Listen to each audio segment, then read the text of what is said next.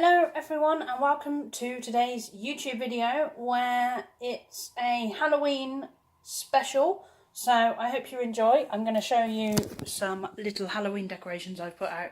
So I've got a couple of pumpkins, a couple of ghosts and a little Halloweeny globe which has little bits in it. First thing I'm going to talk to you about is what the video is about today. So today's video is scary Halloween cookies. Now, there are a couple of optional steps which I will talk you through, but first of all, I'm going to run you through the ingredients, so I hope you enjoy.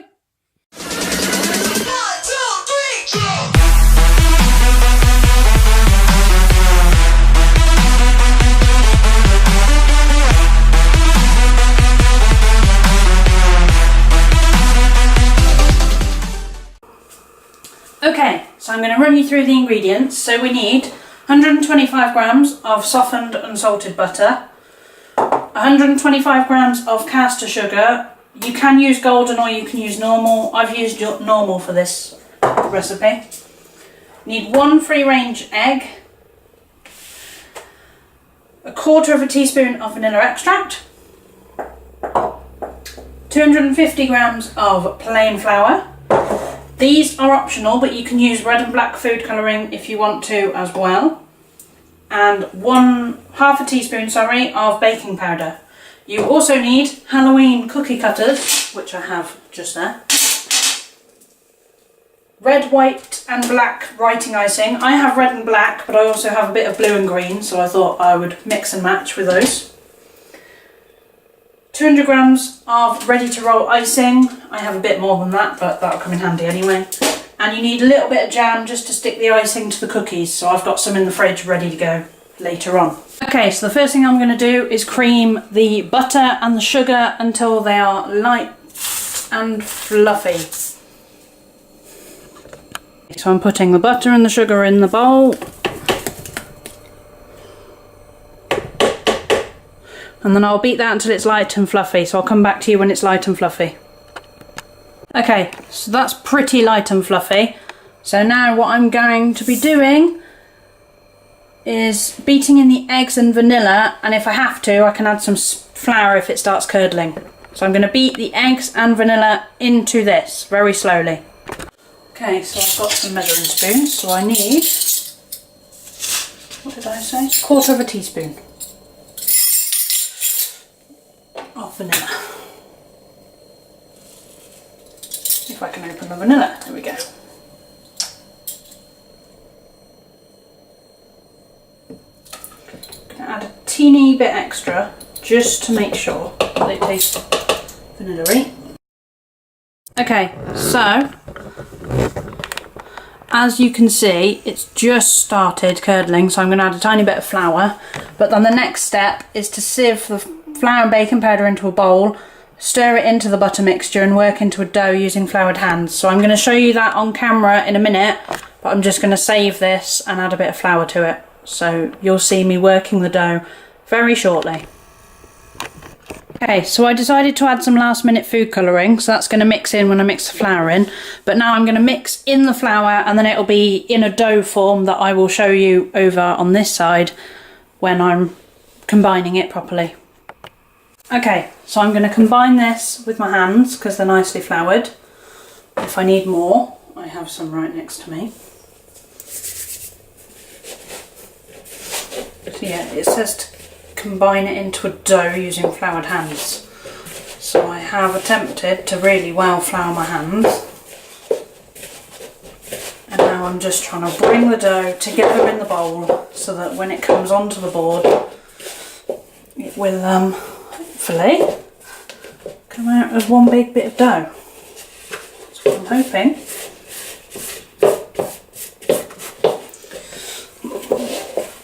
Whether or not that'll happen, we'll see. It's a long time since I've done cookie dough before. Well, I think I've made it once or twice. But I'm just combining it. You'll see that it's coming together.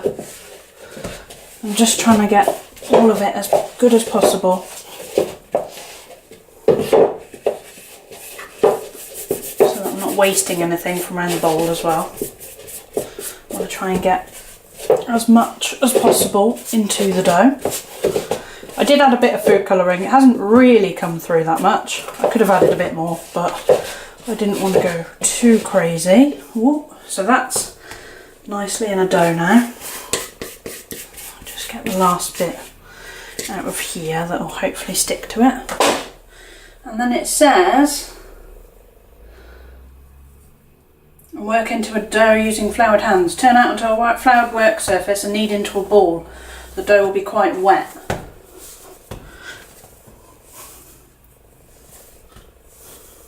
Yeah, it is quite wet, but that's okay. It's on a floured work surface, so we're not going to get too, we don't want it to dry out per se. That's probably a bit much flour. Let's spread it out a bit more. Yeah, obviously for this it does get stuck to your fingers, which is the only downside, but it's all worth it in the end. What does it say after that? Divide the dough into 2 portions, wrap in cling film and leave to chill in the fridge for at least an hour. Right, so what I'm going to do then is that's nicely in a ball now. So what I'm going to do, it says into a ball. I'm going to put that on there as well. Obviously I've got a bit on my hands, not too much, so I'm not too worried. I'm going to just grab my big knife, and it says divide, what does it say? Hold on. Divide the dough in 2 portions. So if I do a line right down the middle. 2 portions of dough. Wrap in cling film and leave to chill in the fridge for at least an hour. Right, so what I'm going to do is grab some cling film and wrap them up. So that's your dough for your cookies. Obviously I've floured my work surface really well to make sure it didn't stick to it. I'm going to wrap them in cling film and leave them in the fridge to chill for an hour. So enjoy! Okay, so while I wait for the cookies to chill in the fridge, because I've just put them in there, I have a Hector with me today, but I'm also going to quickly wash everything up and then I'll be back when the dough comes back out of the fridge. So enjoy!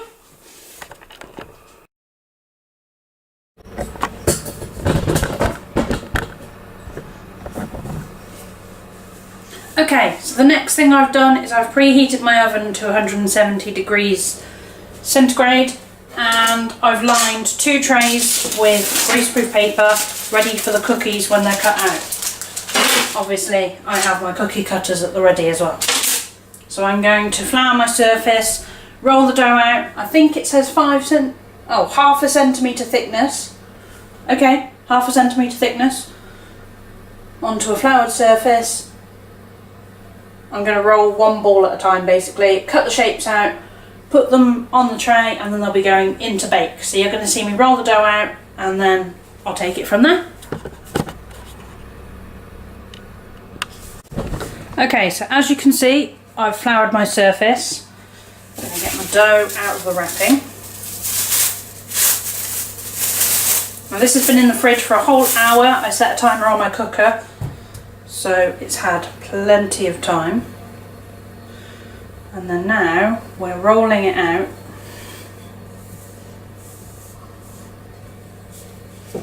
Obviously I wanted to make sure my rolling pin was floured well enough. You need to be able to move it around freely.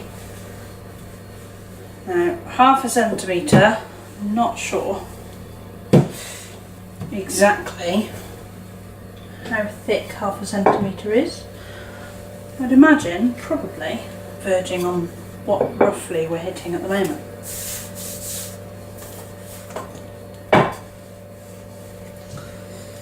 But I mean, I'm not 100% sure. It's not going to be very thick, half a centimetre.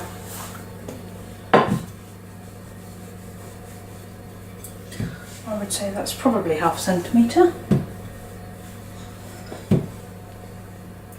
Get it at the same thickness all round. I would say that's probably about right. Okay, so just going to move the camera so that we can do this zoomed in. Okay, So, cutter needs to be the right way around, which would help.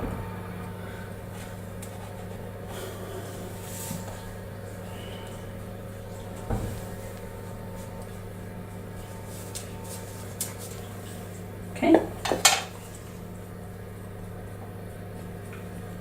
going to start off by doing one of each, so that, oops, so that I know what I'm expecting. Obviously when they go on the tray, try and make sure they've got a bit of space between. Right, I need a pumpkin now. Initially they said it would make 10. I feel like it's going to make a few more than 10, but we will see. Okay, so I've put my first batch of cookies in the oven for 12 minutes. So if I pan down, they're in the oven. I'm going to see if they take 12 minutes or a bit longer. But we're going to see what they come out like after 12 minutes, and if they need longer, I'll give them longer. Okay, so once they have finished cooking in the oven, you leave them on the tray for about 10 minutes, and then after they've been on the tray for 10 minutes, transfer them onto a cooling rack and let them completely cool. Okay, so I've decorated a few, as you can see, but I'm going to film myself finishing off one of the other ones I was decorating a moment ago.